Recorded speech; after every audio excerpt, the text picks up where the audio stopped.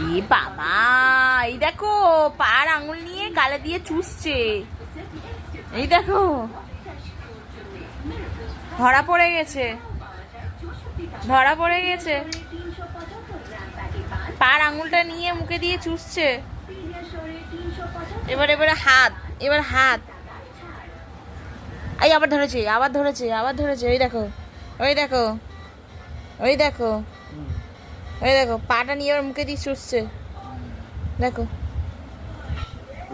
এই, এই তুই খেতে পাস না?